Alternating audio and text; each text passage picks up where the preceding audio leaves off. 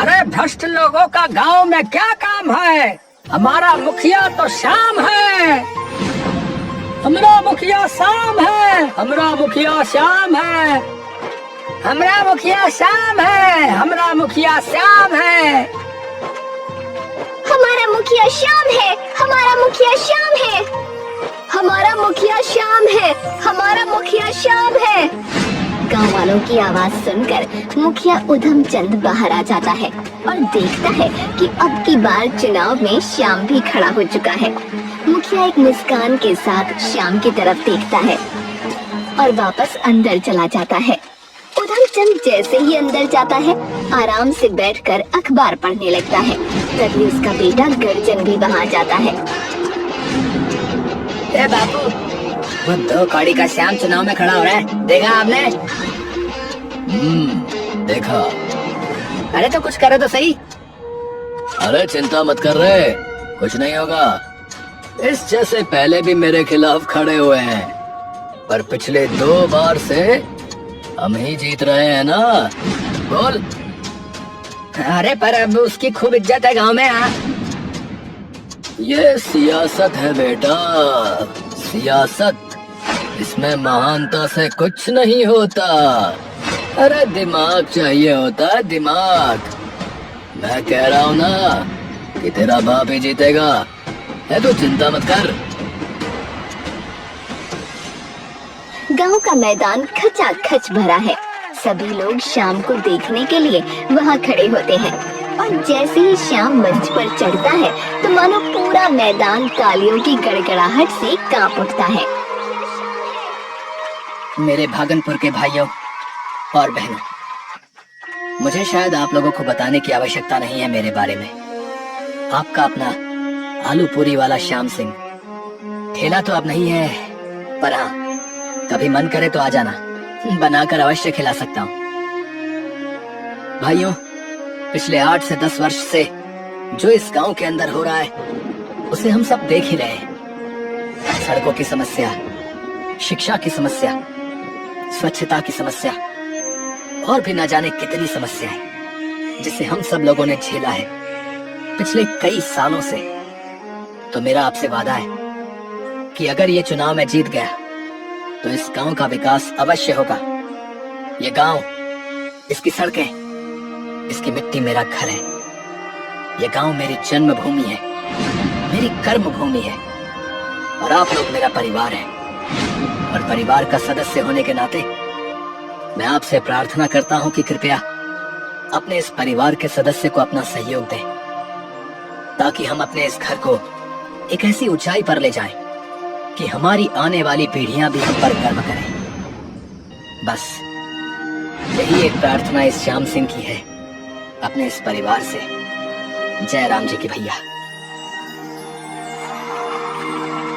सभी लोगों की तालियां श्याम सिंह का भाषण सुनते ही पूरे गांव में गूंज जाती हैं। अरे भैया, अरे हमरा वोट तो पैसा का भी ले लो भैया। हाँ, बोलो कहाँ लगाना है ठप्पा?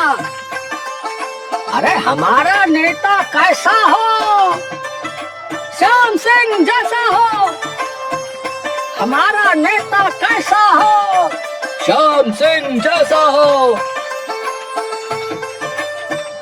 कुछ महीनों बाद ही सभी लोग अपना मतदान देने चले जाते हैं। चुनाव बूथ के बाहर भारी भीड़ इकट्ठा हो जाती है और वहीं दूर खड़े श्याम और रामू भी खुशी से सभी लोगों को अंदर जाते हुए देखते रहते हैं। अब तो बदलाव जरूर आएगा चाचा। अरे बिल्कुल आएगा बेटा, बिल्कुल आएगा। निर्मला ने तो मिठाइयाँ बना के भी रखी हैं। वो तो उसका 9वां महीना चल रहा है, वरना मानती नहीं वो बिना यहाँ आए। अब आखिरकार मतदान की गिनती का दिन आ जाता है। श्याम सिंह चिंतित सा वहाँ खड़ा है और वहीं एक तरफ उधम सिंह बिल्कुल बेफिक्र खड़ा हुआ है। सभी लोग शांत हो जाइए, परिणाम घोषित करने का समय आ गया है। उधम सिंह को मिले हैं पूरे 2012 वोट और वहीं श्याम सिंह को मिले हैं मात्र 176 वोट। जितने भी लोग उस वक्त वहाँ मौजूद होते हैं। सबकी सांसें एक पल के लिए मानो थम सी जाती हैं। क्या सिर्फ 176? इतने में उधम चंद के आदमी जोर जोर से उसकी जीत के नारे लगाने लगते हैं। वहीं दूसरी ओर श्याम एकदम चुप और स्तब्ध वहाँ खड़ा रह जाता है। उसके मन में आता है तो बस प्रश्नों का ज्वार और दुख। रामू उसके बगल में खड़ा अपना सिर पकड़ लेता है। अरे अरे ये सच नहीं हो सकता। बेटा पूरा गांव तेरे साथ था, फिर ये कैसे हो सकता है? रामू श्याम से खूब बात करने की कोशिश करता है, लेकिन श्याम को तो मानो कोई सांप सा सूंघ जाता है। थोड़ी देर बाद रामू श्याम को लेकर अपने घर आ जाता है। रामू और श्याम एकदम दुखी से होकर उसके घर पर बैठे हैं। चाचा मुझे तो कुछ समझ में नहीं आ रहा है। अरे बेटा समझ तो मुझे भी नहीं आ रहा है। आखिरी दिन तक पूरा गांव साथ लगा हुआ था, फिर क्या हुआ? तभी भीम वहाँ आ जाता है। अरे हमका पता है रामू काका कि क्या हुआ था, हमका पता है। अरे भीम, अरे तू यहाँ क्या कर रहा है रे? काका मुझसे बहुत बड़ी गलती हो गई है। मैं तो श्याम भाई और आपसे आग भी नहीं मिला सकता। श्याम उठकर उसके पास जाता है। अरे पर हुआ क्या है भीम भाई, बताओ तो सही। अरे आप हारे हो श्याम भाई, मेरे जैसे बेकाऊ लोगों की वजह से, मेरे जैसे बेकाऊ लोगों की वजह से श्याम भाई। ये सुनते ही रामू और श्याम चौंक जाते हैं। अरे भीम भाई ये क्या कह रहे हो आप?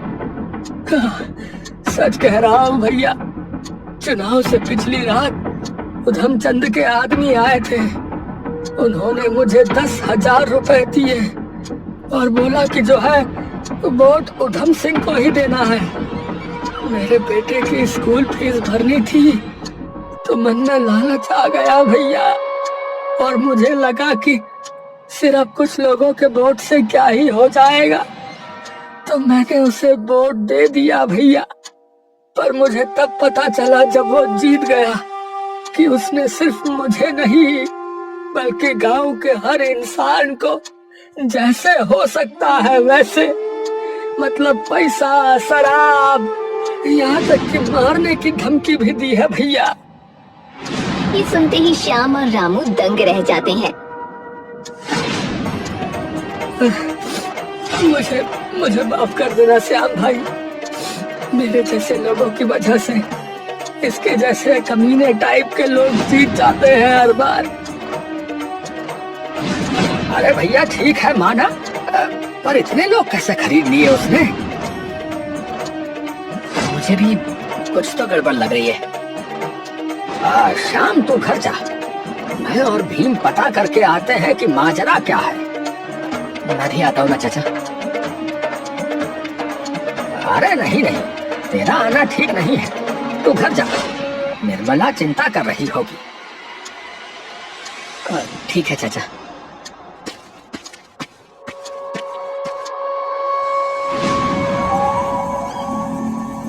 रामू और भीम जिला पंचायत के दफ्तर की दीवार के साथ झुककर आगे बढ़ते हैं, जहां दरवाजे पर पहरेदार लाठी पकड़े कुर्सी पर आधी नींद में झूम रहा होता है।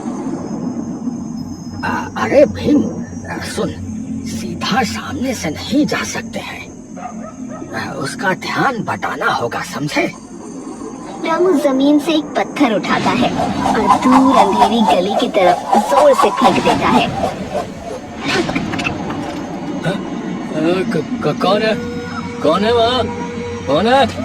अरे भाई कौन है वहाँ? वो आवाज की तरफ चल पड़ता है। दोनों दबे पैर जिला परिषद के दफ्तर के सामने आकर खड़े हो जाते हैं। दरवाजे पर पुराना ताला लटका होता है।